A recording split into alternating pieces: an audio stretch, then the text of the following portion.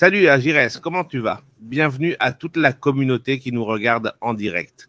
Aussi, écoutez, on discutait toujours quelques minutes avant de commencer la discussion, non? Je n'aime pas appeler ça une interview, mais plutôt une discussion, une conversation sur ce qui se passe dans le monde ici avec Iris. Pour la première fois, on ne sait même pas par où commencer. Il y a trop de sujets. Je suis toujours heureux d'être ici avec toi et la communauté. Salut à tous. Avant de commencer, on a déjà presque fait une autre émission. Ça va durer 1 heure. Et juste en énumérant les sujets. Très compliqué. Je pense que nous avons eu une semaine très intense, une semaine avec beaucoup d'actualités, aussi bien dans le pays qu'au niveau régional en Amérique latine. Bien sûr maintenant le sujet de l'Alaska. Entre cette réunion qui va avoir lieu, pour nous c'est certes, il y aura peut-être déjà beaucoup de nouvelles au moment où vous nous regarderez, où cela sera diffusé. Exactement, une précision. Girs a raison de le souligner car nous... Ce sont les 8h57 du matin au moment où nous enregistrons ceci, mais c'est normalement diffusé l'après-midi, c'est généralement l'horaire. Nous essaierons de le diffuser le plus tôt possible. Mais donc, nous ne savons pas encore ce qui va se passer avec Alaska à ce stade. Mais quand vous verrez ceci plus tard, vous saurez exactement ce qui s'est passé. Bon. Parce qu'il y a certaines choses intéressantes à savoir, car beaucoup de ces réunions aussi. La partie la plus intéressante, c'est bon simple, souvent, ce n'est pas ce qu'on te dit. Je veux dire parce qu'il faut toujours casser les schémas qu'on a sur la façon dont on va mener la conversation. Je crois que je n'attends vraiment rien qui se passe. Bien. Jusque-là, voilà ce qui arrive. Le fait que Trump ait parlé avec Zelensky juste avant et que cela soit publié me paraît significatif. Comme s'il disait à Poutine, eh bien, on ne va pas totalement tourner le dos à l'Ukraine. Mais curieusement, tu sais aussi avec qui il a parlé et ça attire beaucoup mon attention. Avec Loukachenko, il vient de le signaler. Le fait qu'il ait parlé avec Loukachenko attire beaucoup mon attention parce qu'au final, ce n'est rien d'autre qu'une marionnette de Poutine, même si j'ai toujours pensé qu'il est plus qu'une simple marionnette. Il est très astucieux. Bien sûr, il ne peut pas ignorer Poutine, mais je pense que Loukachenko agit parfois seul, non? Ça peut aussi être un message d'équilibre. Le fait de parler, c'est-à-dire dire bon d'accord, je parle avec Zelensky, mais je parle aussi avec un partenaire très proche de Poutine pour faire passer le message. Je suis neutre, je cherche la neutralité, je parle avec tout le monde, complètement. Ça va être une journée extrêmement riche en actualité. Je pense que toute la semaine, tous les regards sont tournés vers cela. Mais pendant que nous tournons notre regard, ce sommet vise un accord de paix, un cessez-le-feu ou des négociations commerciales. Ou quoi qu'il en ressorte, toute la région est en pleine effervescence, c'est-à-dire la Colombie, l'Équateur, la Bolivie, le Brésil, le Pérou, Haïti, le Venezuela. Le Venezuela? Oui, c'est là. C'est incroyable. Et il y a plusieurs sujets là-dedans.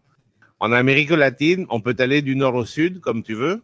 Mais parmi les choses les plus récentes, puisque nous parlions de Trump, il y a donc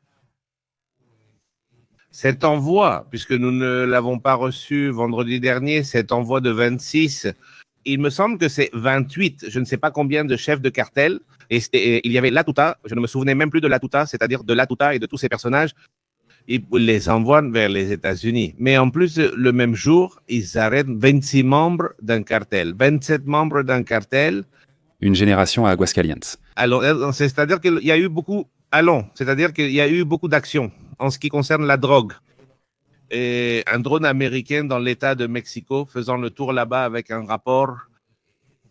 Il faut se rappeler que la même chose s'est produite aussi là-bas vers Sonora, Sinaloa, non, mais ici en Basse-Californie, de la mer du Pacifique, exactement, le Pacifique en général, non. Il y avait un avion là-bas, mais ensuite, ils ont commencé à faire plusieurs mouvements là-bas, importants même, eh bien, de politiciens, n'est-ce pas? Tu veux dire les visas annulés et tout ça?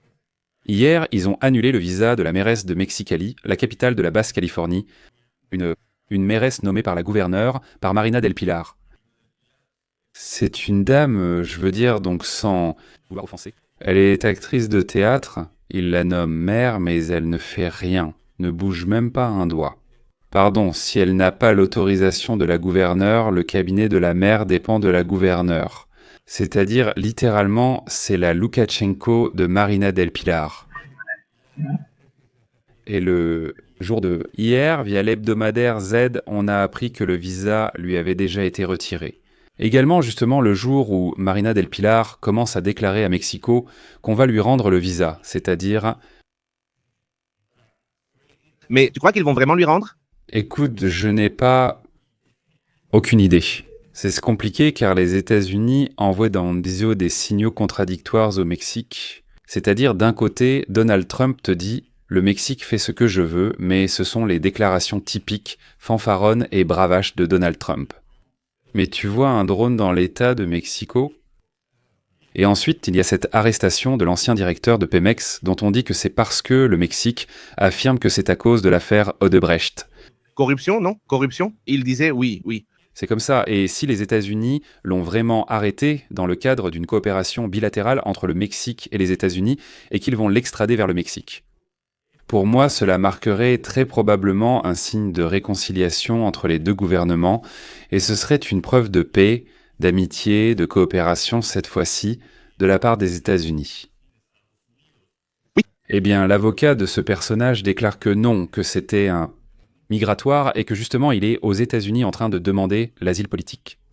Étant donné que l'enquête menée par le parquet est basée sur les déclarations d'Emilio Lozoya, mais sans aucun fondement au-delà de la propre déclaration. C'est-à-dire, il se passe beaucoup de choses. Beaucoup de choses. Eh bien, rapidement, alors, voyons, cette opération a lieu au Mexique, ces groupes se sont envoyés, beaucoup de gens sont arrêtés. Le chiffre d'une diminution des homicides est important, environ 25%. Moins d'homicides, même si, eh bien, les chiffres peuvent aussi être un peu maquillés, mais au moins on a l'impression qu'on fait quelque chose. Je vais mettre le chiffre de côté, car pour moi c'est plus significatif et on peut facilement jouer avec. Et plus. Maintenant, sans organe indépendant, Qui soit en train d'analyser les chiffres. Cependant, on ne peut nier qu'il y a un changement de stratégie. Deuxièmement, des opérations ont visé des entités gouvernementales, principalement des mairies, ce qui ne se produisait plus. C'est-à-dire les arrestations qui ont eu lieu au Chiapas, les arrestations qu'il y a eu dans tout le Mexique, contre des policiers de la police, des membres des conseils municipaux. Et c'est un progrès qu'on n'avait plus au Mexique. Non plus maintenant. Cela faisait de nombreuses années que nous n'avions pas vu quelque chose de ce genre, sauf s'il s'agissait d'ennemis politiques. Et je ne parle pas forcément de partisans, car cela peut aussi se produire à l'intérieur ou lorsque ce sont des communes très petites. Ou certaines actions qui finissent vraiment par être insignifiantes, parce que nous parlons d'opérations vraiment bien structurées et bien organisées. Le nombre d'arrestations publiées par le secrétariat de la sécurité publique est également un chiffre extrêmement élevé. Il y a beaucoup de controverses. Où sont-ils? Il n'y a pas assez de place, on ne peut pas évoquer autant d'arrestations. Il faudra voir, mais quoi qu'il en soit, si nous voyons des actions, on pourrait dire « Ah, c'est la pression des États-Unis. Ah, c'est à cause de Claudia Sheinbaum. » Et un changement. Quoi qu'il en soit. Le principal, c'est que ça arrive. Ça se passe. Ça se passe. Et cela a aussi été une urgence parce qu'au final, il y a toute une stratégie de la part de Trump de vouloir s'en prendre au Canada et au Mexique tant que la question de la sécurité n'est pas résolue. C'était essentiellement le premier décret exécutif qu'il a pris qui concernait la sécurité à la frontière. Je veux dire, c'est une frontière militarisée du côté des États-Unis et militarisée du côté du Mexique. Il y a des détails ou des questions qui passent inaperçues, précisément à cause de la quantité d'informations ou de l'impact médiatique généré par le titre. Et très souvent, nous ne voyons pas les petits caractères. Et je ne dis pas cela comme une critique, bien au contraire. L'argument portait sur l'expulsion, pas sur une extradition. De ces 26 nouveaux personnages de haut rang du narcotrafic, Au total, cela fait 55. Oui, ces personnes ont été déjà détenues au Mexique. Le processus d'extradition n'est fondamentalement pas un procès en soi, car c'est le secrétaire des ressources extérieures qui le détermine, mais il passe par un juge et on lui donne l'opportunité. Le détenu est informé afin qu'il puisse présenter un recours en amparo et se défendre devant les tribunaux contre l'extradition. Pour qu'il y ait extradition, il doit s'agir d'un délit reconnu par les deux pays, que les deux pays reconnaissant. C'est une procédure judiciaire ou administrative. Il peut y avoir une légère controverse, mais ce n'est pas important. Ici, on parle d'expulsion. L'expulsion n'existe pas comme notion juridique, parce que c'est une expulsion, parce que littéralement, on les attrape, on les met dans un avion et on les envoie se balader. Il n'y a pas de procédure au sens strict, c'est illégal. Alors, quel est l'argument que donne le secrétariat de la sécurité publique au parquet ? Est-ce qu'il s'appuie sur la loi de sécurité à l'article 5 ? Sinon, sauf erreur de ma part, tu ne trouveras rien qui le justifie. Ils affirment que c'est une question de sécurité nationale. Et ils te disent, Gaunt, que c'est parce qu'ils continuent d'opérer à l'intérieur des cerisiers. Voyons, je veux me comprendre un peu. Du courage, et je reconnais. Qu'ils admettent les narcotrafiquants opèrent à l'intérieur des cerisiers, à l'intérieur des prisons, laisse-moi revenir, comment diable ils opèrent et comment on permet que les narcotrafiquants et autres criminels continuent d'opérer à l'intérieur des prisons. Tu devrais demander qu'ils opèrent et fais attention. Le nouveau chef de l'unité d'intelligence financière nommé est confirmé au Sénat pour succéder à Pablo Gómez, dirigeait auparavant les prisons. Alors, tu es en train de me dire que ce type permettait que le narcotrafic opère à l'intérieur des prisons. Il va diriger l'unité d'intelligence financière, je doute que ce soit le meilleur choix. Je ne connaissais pas ce personnage, mais je connais son poste. Je sais que la situation des Cerezos est extrêmement compliquée. En ce moment, à Veracruz, ils viennent d'assassiner le directeur des Cerezos, et c'est une constante. C'est un poste très compliqué par nature, mais on admet au moins qu'il y a là un gros problème.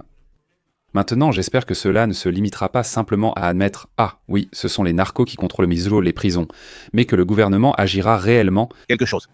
Et Gérez, puisque nous sommes sur ce sujet et que nous allons avancer territorialement, n'est-ce pas? Dans les Caraïbes, c'est mon petit déjeuner. Bon appétit. Bon appétit, on va essayer avec un petit café.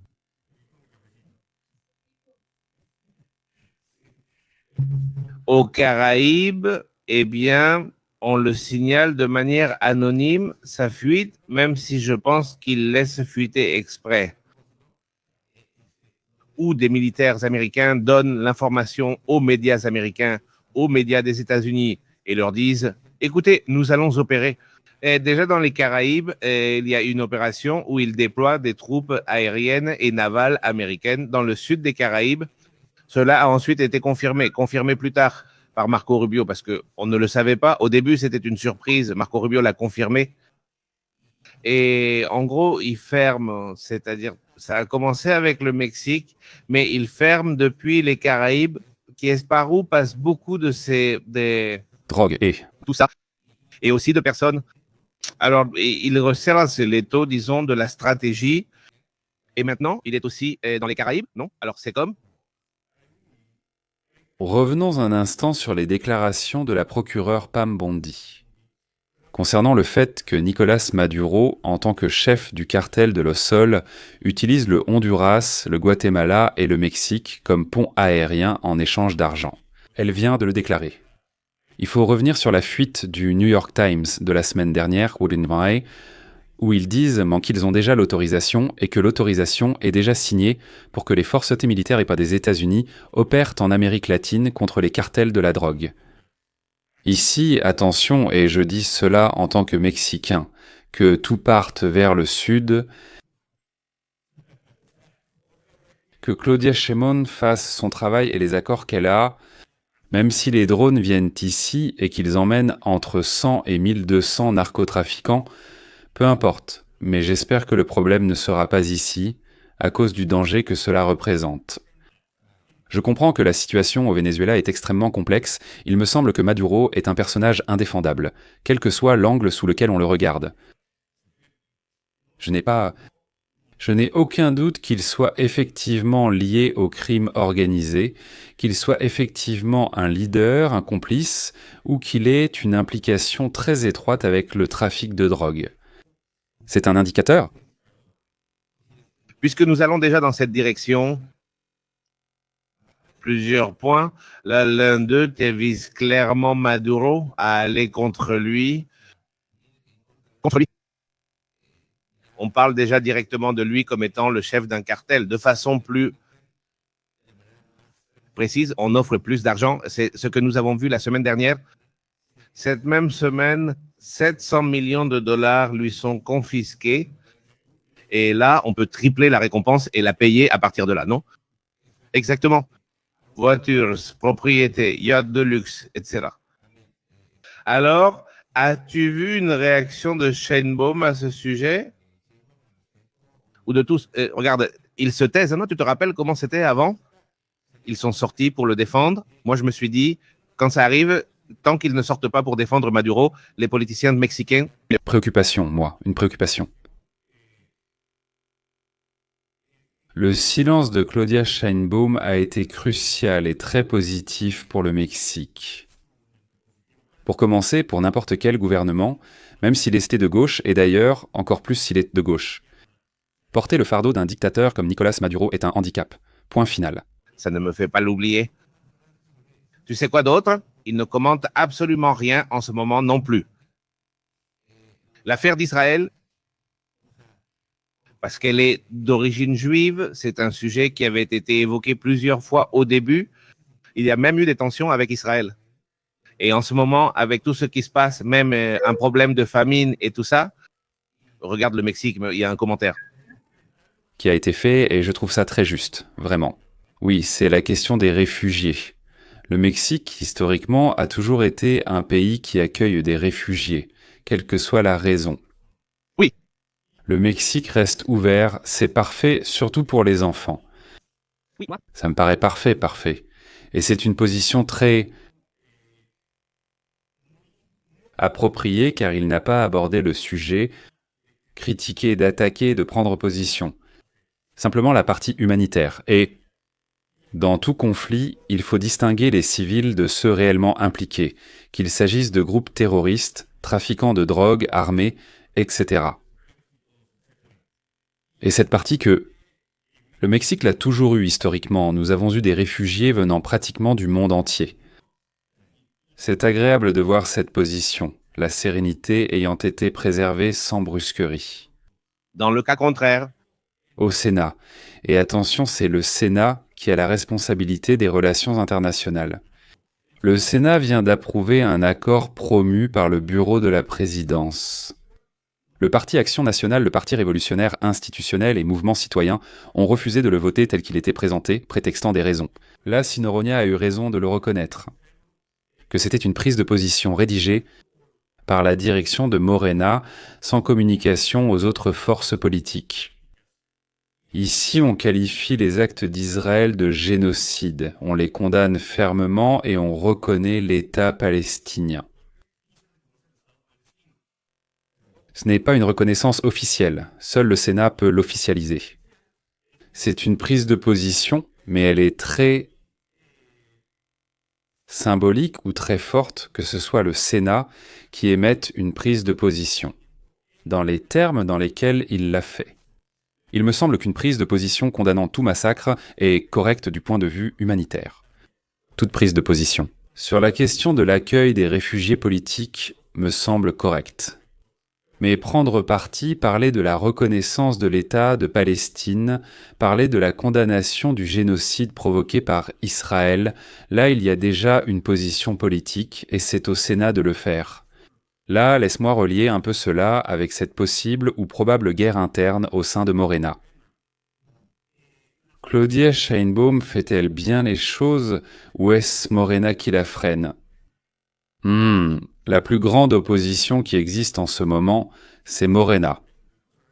Ils se disputent. Ce genre de situation rend la relation bilatérale avec les États-Unis beaucoup plus difficile.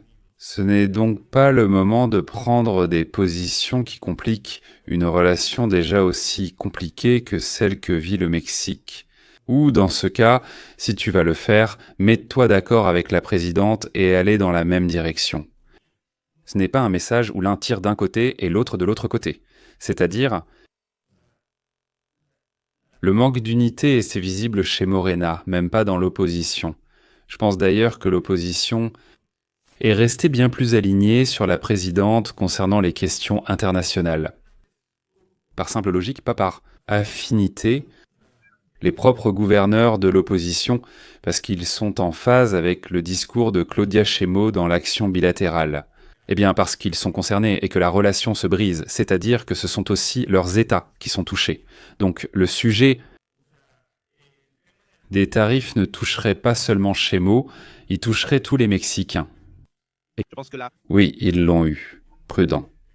Les imprudents sont Noronha, Monreal, Dan Augusto et même Gutiérrez Luna, avec de telles prises de position. alors, nous étions en train de parler de ce sujet de Maduro et tout ça. Et dernièrement, Petro qui a voulu se positionner en parlant aussi de la Colombie et de ce qui s'y passe. Et Petro a voulu se positionner comme un critique de Maduro. Tu te souviens qu'il a fini par dire au début de... L'élection frauduleuse de l'an dernier, non? En gros, il a dit que c'était une élection frauduleuse, etc., etc. On croyait la relation Maduro-Petro finie, mais maintenant, ils sont redevenus amis. Et tout ce que tu veux dire, eh bien, c'est comme ça. C'est curieux maintenant avec cette idée d'avoir une zone frontalière commune où ils vont faire des échanges et je ne sais quoi. La zone la plus dangereuse, là où ils cultivent cocaïne et autres substances, mais c'est là qu'ils vont miser maintenant. Je pense qu'ils seront une sorte d'avenue comme ça, une route comme ça, très grande et tout. Tu te dis, qu'est-ce qui se passe? Pourquoi ce changement chez Petro? Ou alors, il a toujours été le même? Il a juste voulu brouiller les pistes un moment? Petro est déjà sur le départ, non? Il me semble. L'année prochaine, il y a des élections. Qu'en penses-tu? C'est bien le cas de Miguel Uribe Turbay, non? La façon dont il l'a géré? Terrible. Je veux dire, Écoute, Petro, je pense. Je me sens mal, je l'avoue, en tant qu'étranger, je ne suis pas colombien, avec tout le respect pour les Colombiens, mais je commence à croire que Petro, s'il a des problèmes mentaux ou d'autres types de problèmes, ou je ne sais pas si quelqu'un l'apprécie vraiment, l'aime, veut le voir réussir. Enlevez-lui ce foutu téléphone parce qu'il se comporte essentiellement comme un idiot sur Twitter. Je veux dire, voyons. Premièrement, le cas du sénateur et pré-candidat Miguel Uribe. Il faut se rappeler qu'il y a quelques mois, il a été victime d'un attentat où on lui a tiré dans la tête. La Colombie, comme beaucoup de pays latino-américains, et moi, Zanzibar connaît une polarisation très extrême. Et d'un côté, certains accusaient dans le gouvernement, d'un autre côté, d'autres disaient que c'était un auto-attentat. Il semblait que Miguel Uribe allait s'en sortir et guérir. Il a longtemps été en soins intensifs. Malheureusement, il est décédé cette semaine. La première chose qui m'a frappé, et nous en avons parlé ce matin-là, c'était le silence que Petro avait gardé, il n'avait pas envoyé de message. Quoi qu'il en soit, au-delà des positions politiques, c'est la mort d'une personnalité de grande importance, d'un sénateur qui en plus était pré-candidat à la présidence. Même s'il s'agissait de positions opposées, j'attendrais cela d'un chef d'État. Eh bien, quelques mots de condoléances, peut-être très brefs, peut-être très sobres, mais au moins dire « Écoutez, tout notre soutien à la famille, nos condoléances, nous sommes avec vous ». C'est ça la politique, je ne sais pas. Et que fait Petro quand il répond « Enfin » ? Il menace de poursuivre ceux qui l'accusent d'implication. Son gouvernement est concerné car la dignité du peuple est en jeu. Attends, quoi ? C'est-à-dire, attends, il vient de décéder. Tu politises déjà ça en te victimisant. Toi qui es le président de la République, la plus haute autorité politique, la figure suprême, n'est-ce pas ? Je suis la victime, pas l'assassiné. il est encore aux funérailles et il se victimise déjà sur Twitter. C'est fou, oui, c'est fou. C'est fou ces réactions. Je veux dire, moi-même, je n'avais jamais imaginé que Petro ou son gouvernement ait pu avoir quelque chose à voir avec ça. Écoute, il y a des groupes d'intérêt, surtout le narcotrafic, des groupes de guérilla. Je ne sais pas, mais évidemment, à cause des positions politiques de Miguel Uribe, il le voit comme un ennemi. Et sûrement, c'est là que devrait aller la ligne d'enquête. Et très probablement, c'est bien ça. Quand on lit Petro dire ça, on se dit « Attends. » Ça a l'air suspect. Je veux dire. Explication non demandée, faut avouer. Exactement, accusation. Il ne dit rien. Et toi, tu dis « Je ne suis pas concerné et je vais poursuivre en justice l'impliqué. » Parce que la victime, c'est moi, pas celui qu'on a assassiné. Hey. Si après 4 ou 5 mois, cela devient un sujet de harcèlement et que tout le monde te pointe du doigt, alors c'est compréhensible. Il n'était mort que depuis moins d'1 jour. Ridicule, je ne sais pas si c'est du narcissisme de vouloir toujours être le centre de l'attention, lui. Je ne sais pas si c'est simplement de la stupidité ou s'il a vraiment une part de culpabilité. Je ne le sais pas, je ne peux pas le savoir et très probablement je ne le saurai jamais. Cela attire vraiment l'attention. Puis 2 jours plus tard, c'est l'enterrement. Il publie une lettre à Álvaro Uribe à propos du manicide de Miguel Uribe. Aucun lien familial avec d'autres Uribe malgré le même nom. Où Álvaro Uribe est aussi impliqué dans une procédure judiciaire. Ils veulent l'emprisonner pour une prétendue corruption. Je ne sais pas et je ne doute pas que ce ne soit pas le cas, mais évidemment, lui s'est perçu comme un homme politique, et lui, oui. Il pointe Petro du doigt et on dit « Hé, à cause de ton discours », et Petro s'en saisit. Et encore une fois, il se lance de toutes ses forces. Voyons, tu es en train de répondre à une personne qui est mise en examen, tu l'élèves, tu lui donnes beaucoup plus de voix et tu polarises encore plus. Et dans ce contexte, alors que les funérailles avaient un lieu, il vaut vraiment la peine d'écouter les paroles du père de Miguel Uribe. Oui, il laisse entrevoir la possibilité que le gouvernement ait eu un certain degré de responsabilité.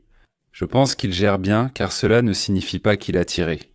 Mais est-ce que cette polarisation était générée depuis de la présidence ? Dans un pays avec autant de groupes paramilitaires, et l'histoire de la Colombie, quand le président a été un guerrillero ? Merde. Il faut modérer ses propos et être responsable au pouvoir. Petro n'est pas un personnage ordinaire. Et au milieu de ce discours très émouvant, très symbolique, on apprend un nouvel attentat contre le député Triana, où le plus préoccupant n'est même pas l'acte en soi. Et là, il publie un communiqué et il te dit « Écoutez, cela fait 1 an que je vous demande plus de sécurité. On vient de me menacer la semaine dernière et voici la réponse où le gouvernement me refuse et ne menace pas que moi. » Il cite plusieurs députés menacés par des groupes de narcotrafiquants. Et le monsieur reçoit 8 ou 9 coups de feu. Le 4x4 était blindé. Heureusement, ça ne va pas plus loin, mais tu te dis, voyons si tu sais déjà dans quel contexte tu te trouves en ce moment. S'il y a des menaces précises, s'il y a une demande formelle, pourquoi diable lui refuse-t-il un cercle de sécurité plus large ? Oui. Quand c'est arrivé, on pourrait penser, quand c'est arrivé à Miguel Uribe, on pourrait se dire, et maintenant la Colombie s'est blindée, elle a protégé tous ses politiciens ? Non. Elle a protégé les personnes de haut profil, leur offrant sécurité pour éviter que cela ne se reproduise. Et quelques semaines plus tard, ça arrive. C'est incroyable. Maintenant, il y a 2 petits sujets là, juste pour aller vite, de la Colombie que je ne peux pas non plus laisser passer inaperçus. Et déjà dans la... Oui, avec ce qui se passe au Venezuela. D'abord, le différend territorial qu'il a avec le Pérou et cette augmentation des tensions que le Pérou provoque. Je ne sais pas si hier, ou avant-hier, je ne me souviens pas bien. Il a arrêté 2 personnes colombiennes qui se trouvaient sur cet îlot créé par le changement de cours de l'Amazone. Le lit du fleuve ? Que cette île est à moi, mais le traité dit que je suis... Ce côté m'appartient. Si le lit du fleuve change, ce n'est pas ma faute. À moi, c'est une distraction selon moi. Mais les tensions persistent. Le Pérou a-t-il déjà déployé des troupes là-bas? Je ne prédis pas de conflit armé, mais ce sujet pèse sur la relation bilatérale avec le Pérou. Et la Colombie génère beaucoup de frictions. Petro, avec la question du Venezuela tout d'abord, publie un communiqué désastreux exploité par Maduro. Très bien, parce qu'en gros, il dit « Nous allons coordonner les armées du Venezuela et de la Colombie, parce que nous sommes la grande Colombie de Simón Bolívar. » Et blablabla, et que... Que dit Maduro? Bien sûr, mon frère, nous ne sommes pas l'homme pareil. Nos militaires se travailleront ensemble pour nous défendre. Et évidemment, qu'est-ce que fait Maduro? Eh bien, il fait monter les choses. D'accord. Ensuite, Petro revient en arrière et dit non, non, non. Dans la lutte contre le trafic de drogue, il commence déjà à baisser d'un ton. Mais ce sont ce genre de bêtises qui mettent Petro dans une position très compliquée. En vue de l'élection de 2026, une élection où nous verrons s'il va chercher la réélection, ce qui est le plus probable. Voyons quel personnage va émerger. Il y a aussi un personnage de gauche. Je ne me rappelle pas si la Colombie autorise la réélection. Mais est-ce qu'il peut y avoir un changement avec cette administration de Petro? Surtout pour ces sujets qui ont encore plus polarisé et pour ce soutien qu'il continue d'apporter à Nicolas. Un dernier message de Colombie, très fort. La présence de l'ambassadeur, accompagné de l'avocat et de la famille de Miguel Uribe, symbolise l'événement lors des funérailles. L'empereur des États-Unis, c'est ça, il est arrivé aux funérailles. Il y a un résultat très clair. Une ingérence, parce qu'il faut aussi le dire, comme c'est le cas des États-Unis, ils s'immiscent dans la politique de toute l'Amérique latine. Oui. Ils l'ont déjà fait dans le cas d'Alvaro Uribe, en déclarant qu'il s'agit d'une persécution politique. En déclarant que c'est un sujet que la gauche est en train de pousser, qu'elle est en train de promouvoir. Petro disant déjà en gros qu'Alvaro Uribe est innocent de tout péché. Je ne le sais pas, mais les États-Unis non plus ne le savent pas encore. Bon sang, ils peuvent le deviner, ils peuvent le croire, que si Trump a ses sympathies. Très bien, mais de là à une déclaration officielle. Il y a un fossé énorme, et la présence de l'ambassadeur des États-Unis en main aux funérailles de Miguel Uribe est un message politique extrêmement fort.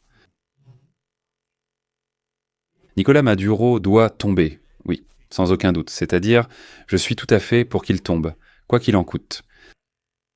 Mais attention, je ne crois pas qu'il le fasse pour une question de justice, je ne crois pas qu'il le fasse. Les États-Unis ne sont pas le chevalier blanc, pas du tout. S'il y a un arrière-plan politique, et nous le voyons, et il devient de plus en plus puissant. Et la chute de Nicolas Maduro peut impliquer la chute de beaucoup d'autres personnages, pour le meilleur ou pour le pire. Quel est le problème pour les latino-américains? Qu'on nous dise que ce soit la Colombie, ou le Mexique, ou le Honduras, ou le Guatemala, qui ont été les plus pointés du doigt. Personne ne doute de leur lien avec le narcotrafic. Nous ne pouvons pas le nier, il manque de clarté morale et nos politiciens y en sont incapables.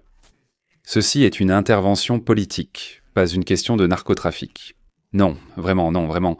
Il y a largement assez de preuves sur la façon dont la relation entre le narcotrafic et la politique s'est développée. Et dans des sujets comme la Colombie, on doit rappeler la proximité constante entre les groupes paramilitaires, également politiques et proches de la gauche. Même Petro, avec la question de la drogue et l'autofinancement, c'est quelque chose. Et dans tout cela, il y a un pays que nous devons ajouter, c'est l'Équateur avec OBOA, c'est-à-dire, que se passe-t-il là-bas? Qu'est-ce que tu as observé? Un personnage très polarisant qui critique constamment beaucoup Andrés Manuel López Obrador, mais qui ensuite fait les mêmes choses qu'Andrés Manuel López Obrador faisait. J'appelle le processus que vit actuellement l'Équateur, la mexicanisation de l'Équateur, ou l'obradorisation d'Oboa, parce que Oboa n'est pas dans un mandat. Il lance des réformes, dont l'une concerne les données biométriques. Ça te parle? Une plus grande militarisation? Les militaires et policiers profitent d'une amnistie anticipée, c'est ça. Toute cette structure militariste sous prétexte de la lutte contre la drogue, contre les narcotrafiquants, etc. Ils envoient dans ces lois à une assemblée déjà contrôlée par Novoa au législatif, où le législatif lui approuve absolument tout. Que se passe-t-il ? Diverses organisations civiles promeuvent ce qui serait une forme de recours en justice. En cherchant la suspension de ces normes, le tribunal constitutionnel, qui serait l'équivalent de la Cour suprême ou un organe similaire, prononce une suspension temporaire. C'est-à-dire, il dit « Voyons, ces articles me semblent à première vue violer des garanties, des droits humains. Qu'est-ce que tu dois faire ? Je le suspends pendant que j'analyse et que je décide s'il viole ou non la Constitution. » Qu'est-ce que dit Novoa ? Non, les magistrats, les juges constitutionnels volent la paix aux citoyens. Et il organise une marche. Le président de la République, le président de l'Équateur, organise une marche contre le tribunal constitutionnel. Pourquoi ? Parce que le tribunal fait son travail. Quel est le rôle du pouvoir judiciaire ? Exercer un contrôle constitutionnel sur l'exécutif et le législatif. C'est ça le rôle. Tu es l'exécutif, tu exécutes, mais dans un cadre constitutionnel. Et si tu sors de ce cadre, un ordre. Mon rôle est de t'arrêter. Ton assemblée législative crée des lois, mais si ces lois vont à l'encontre des droits humains, mon rôle est de t'arrêter. C'est fait de façon très populiste, comme Novoa, comme Maduro l'a souvent fait, ou les marches au Zocalo. Ils mettent de grandes affiches avec le visage des juges disant sur la pancarte « Ce sont eux qui te volent ta paix ». Et le discours que tient le groupe de Novoa, c'est que la délinquance est un problème des juges, parce que les juges ne veulent pas qu'on fasse des lois pour mettre les délinquants en prison. Voyons. López Obrador a tenu le même discours contre le pouvoir judiciaire, mais il va encore plus loin. Une consultation populaire est prévue en décembre. Elle comporte 7 questions. Je vais écarter celles qui, pour moi, n'ont pas d'importance, comme celles sur les casinos ou même celles sur les bases militaires. L'une d'elles concerne la disparition du Conseil de participation citoyenne. Tu connais la suppression des conseils citoyens et autonomes ? Autonome, bien sûr, oui. On l'a déjà vu au Mexique avec López Obrador. Suppression des députés et réduction des assemblées. Ça te parle ? Aussi. La suppression du financement des partis politiques. Ça te parle ? López Obrador ? Et tout. López Obrador n'a pas lancé une procédure de destitution contre les juges constitutionnels, mais a opté pour une réforme judiciaire encore pire. Novoa et son équipe reprennent le même argument que López Obrador.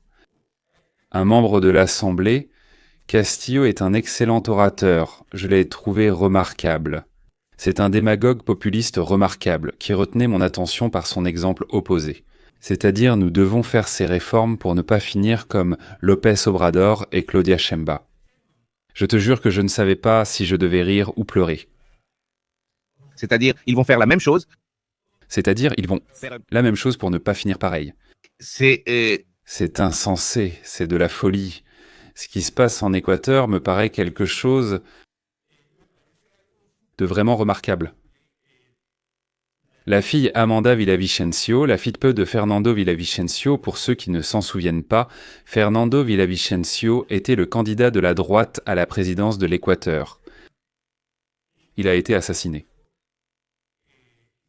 Et c'est là qu'intervient Novoa. Donc, l'affaire de Villavicencio, qui en théorie, ou tout le monde imaginerait, est-elle en accord avec Novoa ? Elle a publié un excellent message. Le combat de mon père, c'était la liberté et la démocratie. Nous ne voulons pas imposer de réalité. En somme, elle montrait à Novoa que son comportement est identique à celui de Correa. C'est exactement ça. La même chose contre laquelle, en théorie, ils se battaient nains. Rien de plus, sauf que la différence, c'est que maintenant, c'est eux qui veulent couper le pouvoir. J'insiste, c'est fondamentalement la même chose qui s'est passée avec López Obrador. López Obrador, dans le discours qu'il a mené au pouvoir, disait « Nous ne voulons pas de militarisation, nous ne voulons pas de collecte de données biométriques personnelles. La loi sur la sécurité intérieure est inconstitutionnelle, mais il l'adopte et l'applique. » Bien sûr, c'est l'hypocrisie dans sa plus grande expression. Et en Équateur, nous voyons cette mexicanisation de la politique, et je trouve que c'est totalement absurde et encore plus triste qu'il y ait des secteurs qui se laissent emporter par ce discours. Je comprends qu'ils traversent une situation sécuritaire complexe, comme c'est le cas dans de nombreux pays. Mais cela ne veut pas dire que tu vas remettre tout le pouvoir, et encore moins tes droits, au gouvernement. C'est extrêmement dangereux, dans le meilleur des cas, et c'était le même argument que j'utilisais pour le cas du Mexique. Dans le meilleur des cas. Que Novoa soit un ange tombé du ciel avec les meilleures intentions possibles et imaginables. Qui te dit que celui qui arrivera demain n'abusera pas de ce pouvoir? Bien sûr. Hey, Gers, dans 2 jours, des élections en Bolivie désigneront président, vice-président et congrès. Dit Esteban Morales qu'ils ne votent pas ou qu'ils mettent un vote nul. Donc, c'est ce qui se passe là-bas? As-tu pu observer quelque chose de cela? Oui, c'est aussi fascinant parce que Tout comme l'Équateur, c'est notre passé immédiat, la Bolivie, pour moi, c'est notre avenir à moyen terme. C'est une élection historique en Bolivie. Le parti d'Evo Morales, fondé en 2005, est arrivé au pouvoir en 2006. Le mouvement vers le socialisme a près de 20 ans, il a 19 ans au pouvoir, il n'avait jamais d'essai, il n'avait jamais perdu une seule élection, et aujourd'hui il semble presque impossible qu'il puisse même atteindre le second tour électoral. Tout d'abord, la Bolivie traverse une crise économique très grave. Il faut rappeler que lors du premier mandat d'Evo Morales, son parti était le plus important, je crois qu'il s'appelle Andino Social, je ne me souviens plus du A, mais c'est Social. Il y a eu un boom économique, la Bolivie a été un miracle économique, c'est comme ça qu'on l'a appelé, mais il faut le voir dans le bon contexte, parce que ce n'était pas seulement la Bolivie, c'était aussi le Venezuela, aussi le Mexique, aussi le Brésil. On a appelé cela la hausse des matières premières. C'était cette période où les ressources naturelles ont augmenté à un prix impressionnant, et la Bolivie, grâce à ces ressources, s'en est sortie de manière magnifique. Luis Arce était ministre de l'économie d'Evo Morales. Quand Evo Morales quitte le pouvoir, il nomme Luis Arce président. On estime qu'il y aura une continuité sur le plan politique, mais il commence à y avoir une série de querelles entre eux. Et ici, je vais un peu les séparer. L'un concerne les accusations, enquêtes et procédures judiciaires contre Evo Morales pour traite de personnes et abus de mineurs. Il faut rappeler qu'il a eu un enfant avec une jeune fille de 16 ans. Voire, ça s'appelle un viol, et c'est un viol sur mineur, c'est-à-dire c'est un crime qui mérite la prison. Mais d'autre part, et paradoxalement, ce qui a le plus blessé Evo Morales, c'est que la réforme qui interdit la réélection à plus de 2 reprises, que ce soit consécutif ou non. Evo Morales est allé devant le tribunal en affirmant que sa réélection n'étant pas consécutive devrait être autorisée, et le tribunal constitutionnel a dit non, c'est une réélection, qu'elle soit consécutive ou non. Et là, il y a une rupture très forte.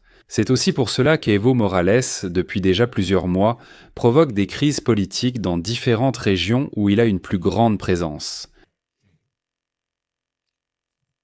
Dans ce contexte, dès l'inscription des candidats, parce qu'ils se sont déjà séparés, Evo Morales soutient la candidature d'Androquino, un jeune de son mouvement, tandis que la branche officielle du mouvement vers le socialisme propose Castillo. Evo Morales se dispute avec Androquino, et qu'est-ce qui se passe? Evo Morales commence à promouvoir le vote nul. Alors qu'en est-il de la force politique qui rassemblait Evo, Arce et tous ces personnages? Cette tendance de gauche bolivarienne, comme ils s'appellent eux-mêmes, ou du socialisme du XXIe siècle, eh bien elle est divisée, et elle est divisée en 3. Evo Morales demande le vote nul. Androquino apporte 5% des préférences, Castillo 1,2%. Selon cela, Samuel Doria Centro, droite et Jorge Quiroga sont ceux qui seraient en tête des sondages. Et en supposant qu'on ne gagne pas de manière écrasante, on ira au second tour le 19 octobre et le 8 novembre. Le nouveau président devrait déjà être en train de prendre ses fonctions, non? Qu'est-ce que... Il y aura un second tour. Oui, oui, bien sûr. Il a déjà présidé avant Evo Morales. Samuel Doria, ancien candidat et homme d'affaires, il a déjà participé au gouvernement, tous les deux. Également aux côtés d'Evo et d'Arce. Tout est de droite. Oui, bien sûr, bien sûr. On distingue un centre droit et une droite dans les Programme de... gouvernements des deux. Je trouve cela très intéressant parce qu'il propose une moindre participation de l'État, il propose déjà une partie d'une politique économique. Choc, il faut arrêter les subventions. Nous devons réduire la participation de l'État, nous devons commencer à privatiser de nombreux secteurs où le gouvernement a échoué dans sa gestion comme mesure économique. Ce sera très complexe comme le phénomène Milley. Économiquement, c'est excellent. C'est-à-dire, je n'ai aucun doute que c'est la solution à court, moyen et long terme. Cependant, politiquement, ça va être complexe. Pourquoi ? Parce qu'il y aura des personnes affectées. Autrement dit, les bonnes décisions économiques affectent des groupes de la population. Et ces groupes organisés, comme en Bolivie, peuvent être une poudrière. Cependant, c'est nécessaire. Ici, cela dépendra beaucoup de la capacité et de l'habileté politique de la personne qui assumera la présidence de la Bolivie. Et qu'il n'arrive pas comme avec Milei, qui n'a pas su ou voulu créer des ponts avec les secteurs touchés. Maintenant, ce que montrent les sondages officiels et ce que tout le monde dit en Bolivie, dans les émissions d'analyse, les journalistes. Ça va se jouer entre Quiroga et Doria, c'est là que se jouera la présidence. Endocrino, à gauche, arrive 5e. Il y avait 10 candidats à l'origine, maintenant il n'en reste plus que quelques-uns. Il en reste 8, mais il semble très compliqué de passer de la 5e à la première place en 2 jours. Mais quelle est la question ? Entre vote blanc, nul et indécis, on parle d'environ 30%, d'accord ? Là, il y a 30% qui pourraient en changer le cours de l'élection. Normalement, ce sont les indécis qui pourraient vraiment changer les choses. C'est 13%, ce qui est élevé, mais ces votes ne vont pas habituellement à un seul candidat. En général, s'ils vont et participent, cela se répartit entre tous, avec quelques blocs majoritaires. En général, lors d'élections comme celle-ci, où il y a 2 favoris évidents, ce sont les favoris qui attirent habituellement les indécis. Quand quelqu'un va voter, il vote très rarement pour celui qu'il pense va perdre. Il a tendance à voter pour celui qu'il pense avoir une chance de gagner ou pour celui qu'il veut voir gagner ? Et dans ce sens, les indécis, il est très probable qu'ils aillent de ce côté-là. Une analyse intéressante montrait que les indécis ne sont pas situés dans les zones favorables, à la gauche, mais dans les zones de droite. Et c'est très intéressant, parce que je te dirais qu'en réalité, le vote irait aux leaders locaux et non aux officiels. Est-ce que ce sera une élection compliquée si le gouvernement la rend compliquée ? Je vois un Luis Arce qui s'éloigne beaucoup. Au-delà des opinions politiques et de l'appréciation du personnage. Evo Morales lui-même l'accuse en disant que Arce va fuir le pays en novembre parce qu'il va le livrer à la droite. Quand Evo Morales dit cela, c'est rassurant. Quand Evo Morales dit « Ici, il y a un complot impérialiste et tout le reste. Cela nous rassure. » Cela veut dire qu'au moins, il prévoit que Luis Arce ne s'immisce pas dans l'élection. Et qu'il laisse cette élection se dérouler de manière démocratique et libre. Espérons que ce soit le cas. C'est très intéressant parce que, j'insiste, la Bolivie est un pays qui a près de 20 ans collé au Venezuela sur le plan idéologique, pas seulement géographique. La carte géopolitique commence à bouger et cela nous amène directement à une autre élection qui va être extrêmement importante, celle du Chili. Il faut rappeler que cette année, nous avons aussi l'élection au Chili et l'année prochaine en Colombie. J'admire beaucoup le Chili sur le plan démocratique. Le premier mouvement sur les réseaux sociaux qui a permis d'apporter des changements ou de réussir à imposer le débat public sur les réseaux sociaux. Contrairement à ce que beaucoup pensent, ce n'était pas le printemps arabe, mais la révolution des pingouins en 2005, où, avec une réforme éducative impulsée par Bachelet lors de son premier mandat, des jeunes lycéens sont sortis manifester. Ils se sont mis d'accord. Par Metroflog. Je ne me souviens plus de MySpace ou de celle qui était avant MySpace, je ne me rappelle plus quel était ce réseau, mais imagine en 2005 des gamins de collège de 13 à 15 ans ont arrêté tout un pays. Au début, personne ne les a pris au sérieux. La police s'est venue les disperser. Le lendemain, les syndicats s'en sont sortis, et avec les enfants, franchement, c'est pas possible. Et il y a eu de plus en plus de lycées enseignants qui sont sortis, encore et encore. Jusqu'à ce qu'une commission de jeunes se retrouve à négocier une réforme éducative à la Casa Rosada avec Michelle Bachelet. Pour moi, c'était quelque chose de magnifique et qui a changé l'histoire des manifestations. La première manifestation organisée via le numérique a eu lieu au Chili. Si je ne me trompe pas, parce que là je ne peux pas te garantir à 100%, mais je suis presque sûr que oui. Boric vient lui-même de ces manifestations. Ou alors tu as des figures très importantes, même si je peux différer de sa pensée, comme Camila Vallejo, dirigeante du Parti communiste assembléiste. L'un des principaux référents vient de la révolution des pingouins. Qu'est-ce que je fais avec tout ça ? Les transitions politiques du Chili ont été très équilibrées. Le Chili n'est-il pas tombé dans les crises en d'autres pays latino-américains ? Je pense que le pays a su se maintenir et a montré une grande valeur citoyenne. Ouais, non, oui. Cette élection, au-delà des problèmes internes que Boric pourrait apporter, je pense qu'il a joué un rôle, surtout en politique étrangère. Comme avec les commentaires sont très précis qu'il a fait sur la dictature vénézuélienne, et lui, étant de gauche, je trouve cela rafraîchissant par rapport à ce à quoi nous sommes habitués de cette politique régionale, qu'il a effectivement été très clair dans ses positions et il a été incisif à ce sujet. Eh bien maintenant, il y a une candidate qui vient du Parti communiste, qui est beaucoup plus attachée à cette politique bolivarienne, pour ainsi dire. Elle a précisé qu'elle n'est pas communiste. N'est-ce pas communiste? En tout cas, elle dit qu'elle est de centre-gauche, mais elle a bien un soutien.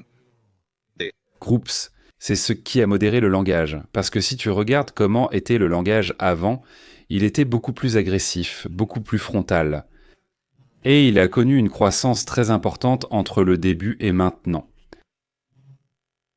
Je crois que cette stratégie de modération du langage a beaucoup contribué. J'espère que c'est vraiment le cas, parce qu'il le ressent et qu'il y croit, et pas seulement pour le marketing. Et d'un autre côté, à droite, tu as 3 candidats.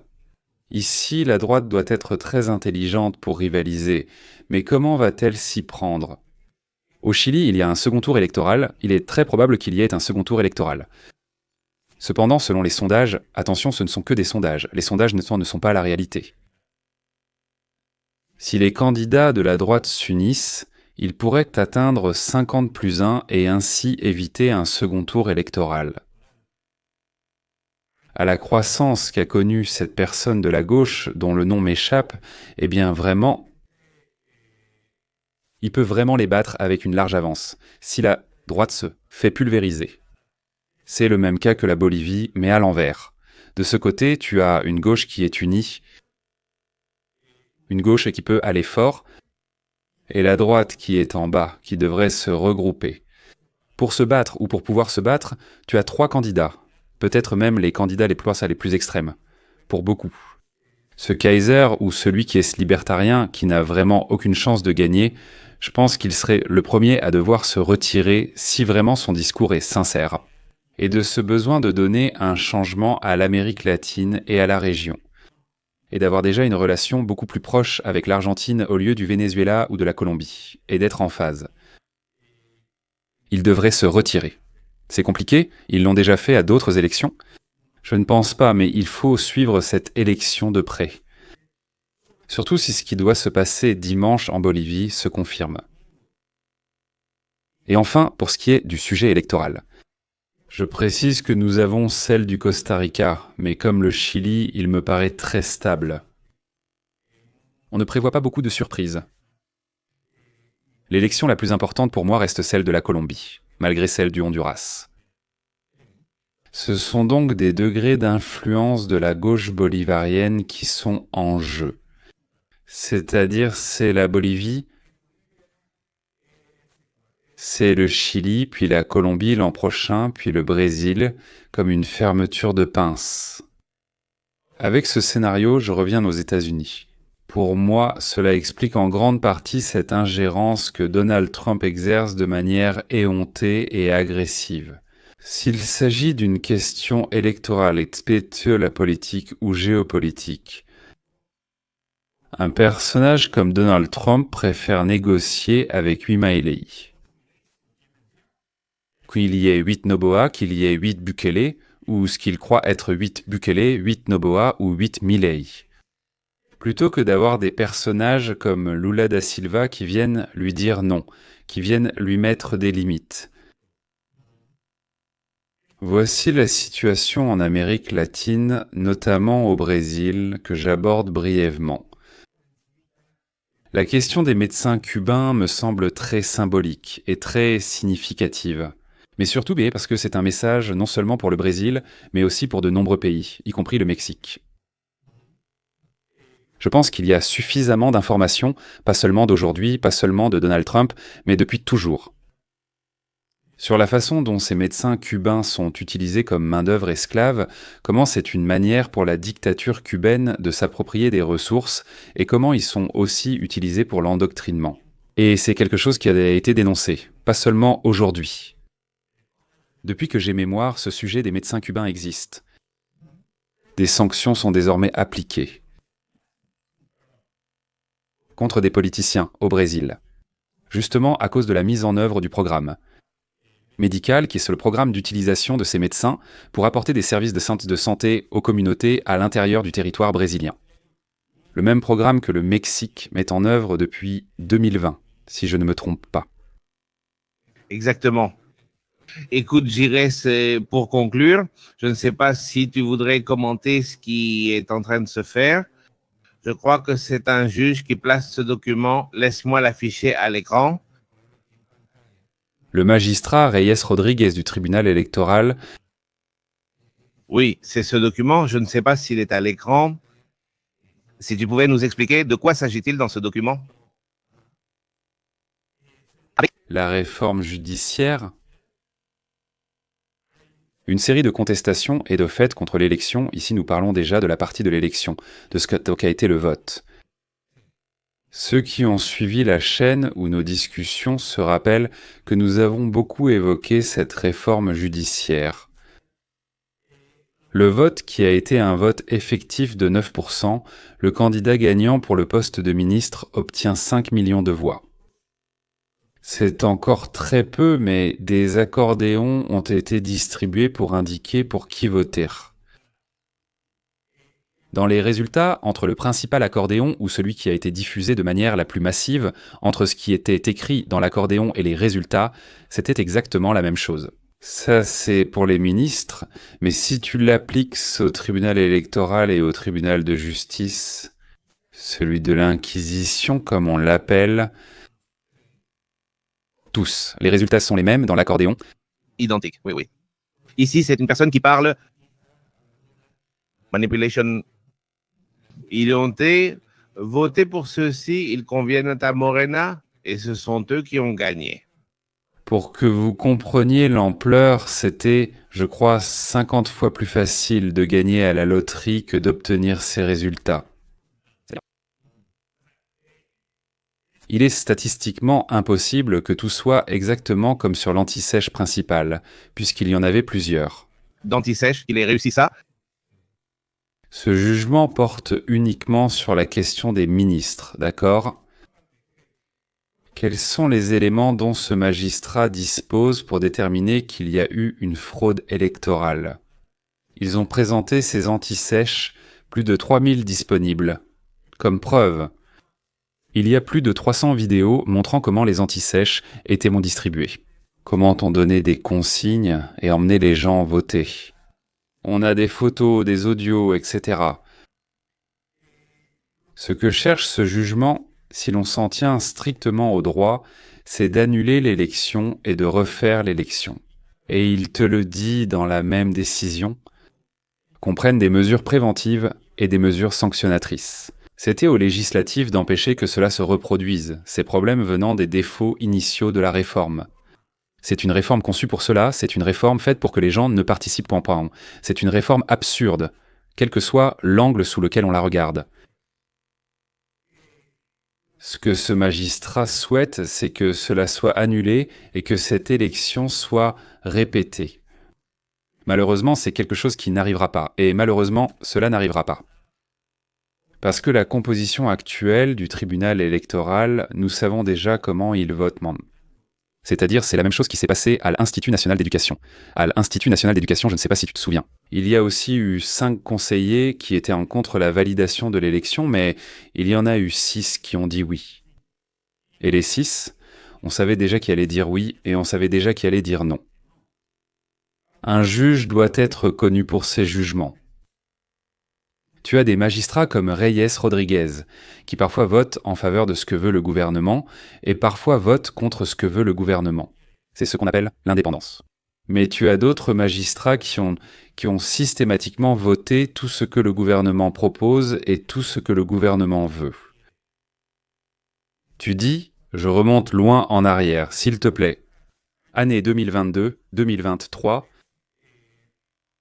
il fallait nommer les nouveaux magistrats du tribunal électoral. Là, Adán Augusto, qui était secrétaire de l'Intérieur de López Obrador, s'est vu divulguer un enregistrement audio avec les sénateurs de Morena, où il dit « Voyons dans le monde idéal de López Obrador. Il n'y aura pas de nomination de magistrats électoraux, et lors de l'élection de 2024, il n'y a pas eu de magistrats électoraux. C'est-à-dire qu'il n'y a pas eu 7 nominations. Il y avait un tribunal incomplet où ils prennent 2 magistrats des États, où ce sont des magistrats proches du régime. Et ce sont eux qui commencent à prendre cette série de décisions et de votes, toujours dans le même sens, celui de soutenir le régime. C'est pourquoi je dis que ce ne sera pas approuvé. Le vote est mercredi.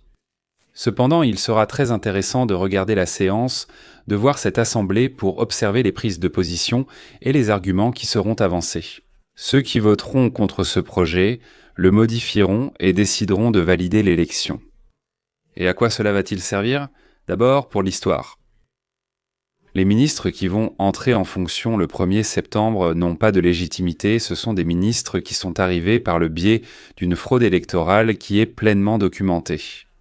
5 conseillers de l'Institut national d'éducation l'ont déclaré et, pardonnez-moi, nous savons que le projet d'arrêt du tribunal électoral le confirme aussi. Et ce document que nous appelons GEARS, ce document est... Un projet d'arrêt. Eh bien, ce projet d'arrêt, à un moment donné, dit et la convergence des causes spécifiques et génériques établies constitue un panorama de nullité qui repose sur de multiples fondements normatifs indépendants mais convergents. Voici les points. Causes spécifiques, usage abusif de fonds publics ou privés et causes génériques, violation des principes constitutionnels. Et ensuite, eh bien, il y a plus d'informations. Mais alors, d'entrée de jeu, le fait même que l'on parle officiellement de cela au sein de la Cour, eh bien, c'est extrêmement important. Cela reste désormais inscrit dans le Histoire. Il y a environ 470 pages, si je ne me trompe pas. C'est à peu près ça, la façon dont l'arrêt est composé. C'est-à-dire, ne croyez pas que c'est juste dire « Ah, regardez, il y a eu fraude ». Ce sont plus de 400 pages d'analyse juridique, d'une étude approfondie, minutieuse qui est réalisée. Surtout, cela servira-t-il de précédent ou d'antécédent devant les instances internationales ?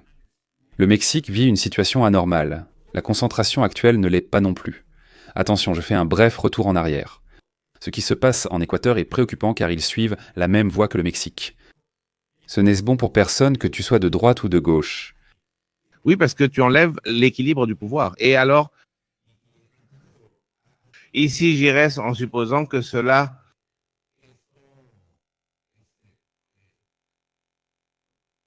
évolue au point qu'au niveau international, on essaie de faire un mouvement juridique. Où en est la situation?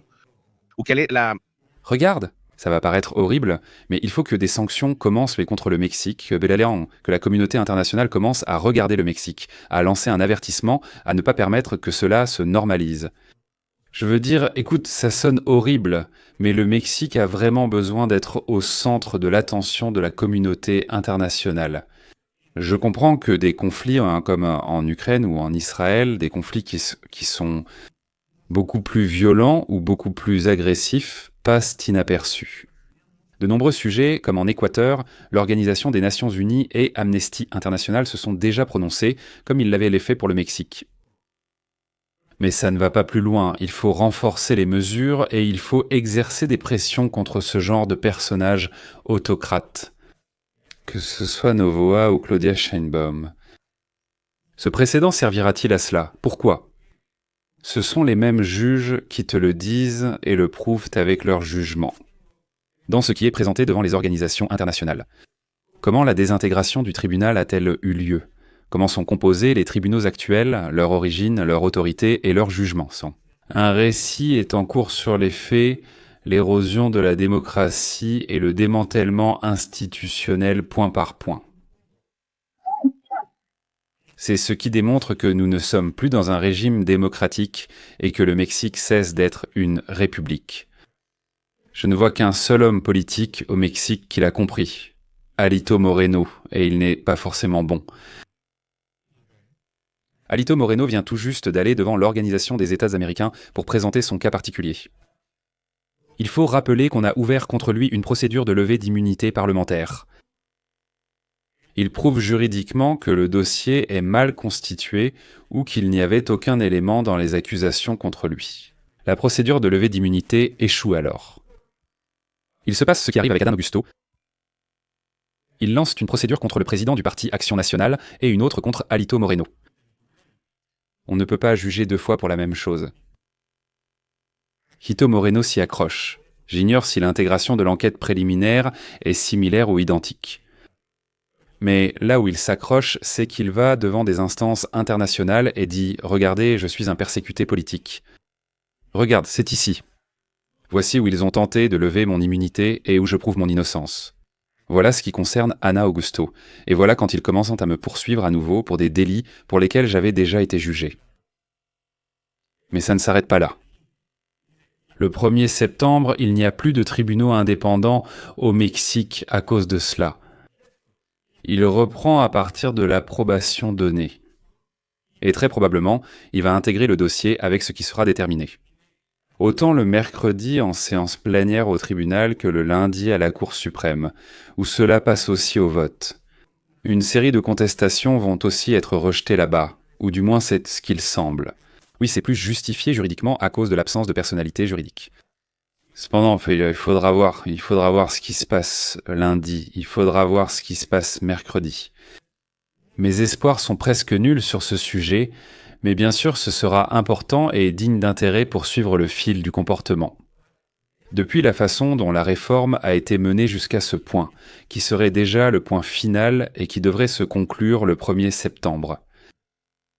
Eh bien, il faudra en parler la semaine prochaine. Alors, avec qui sait combien d'autres sujets? Mais, et Poutine. Il y aura aussi la question de la Bolivie et au moins le premier tour des élections. Alors, ça va sûrement être intéressant et là, il y aura plus d'informations sur ce qui se passe en Israël et dans tout le Moyen-Orient parce qu'il y a beaucoup de sujets.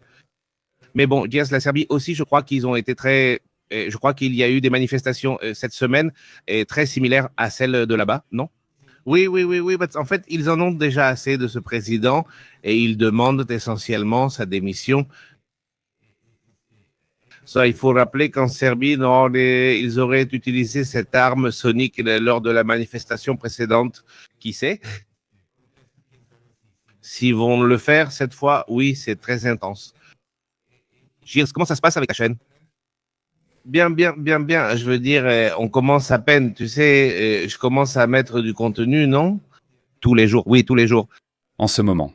Et je les partage avec toi par tout l'affection et l'amour pour la communauté dont je fais partie. En grande partie, la chaîne existe grâce à l'élan que tu m'as donné en me disant de commencer à enregistrer sans chercher d'excuses. En ce moment, j'ai l'intention de m'habituer à parler, je dis juste, je sais qu'ici on me connaît, que je parle tout le temps. Avoir un interlocuteur n'est pas la même chose qu'être avec quelqu'un.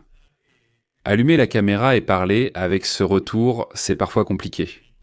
Oui, écoute, ta chaîne va apparaître ici dans les commentaires pour que les gens s'abonnent à la communauté que ça intéresse. Et donc, c'est déjà ta 2e semaine avec la chaîne, non? Ou la 3e? Je ne sais pas. Ça fait 3. Je publie tous.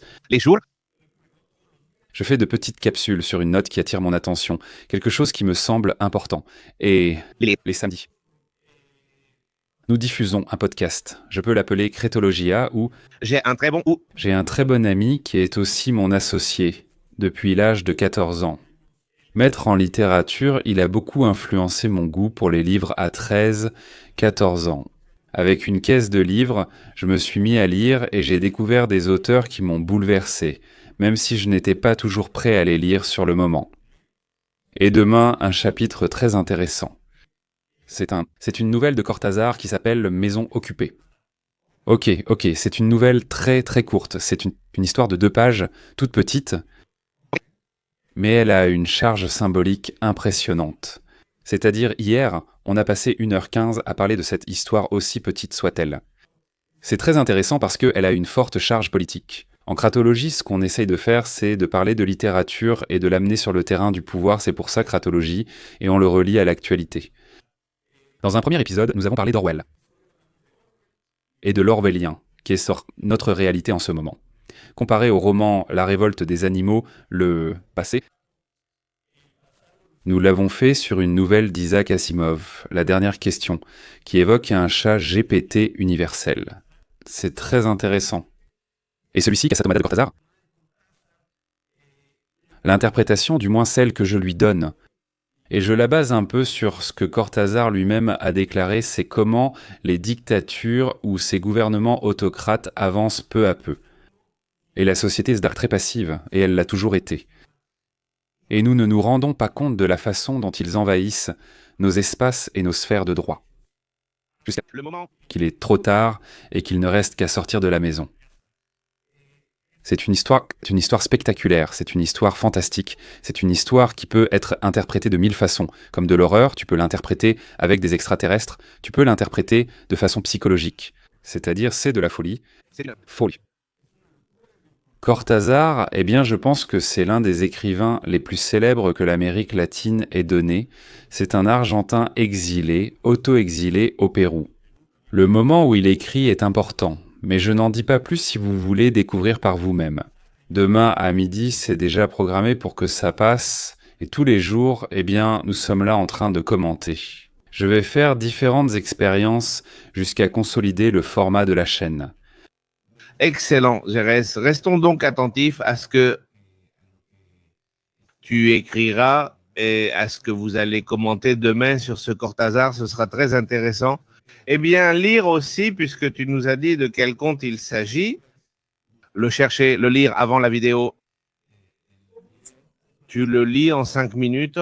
C'est excellent, excellent. Et voilà, c'est tout. Gilles, on discute, on continue à parler. Cette semaine, il y a beaucoup de choses. Vendredi prochain, on sera là, non? On discute avec toi? Sûrement. On aura 1000 nouveaux sujets à ce rythme, non? Ce monde, c'est déjà fou, non? Oui, aujourd'hui, on a abordé trop de sujets. On verra comment ça se passe la semaine prochaine. Toujours un plaisir, comme d'habitude. Gilles, merci beaucoup. À bientôt. Non, voyons, merci à toi. Salutations à la communauté. Super, merci.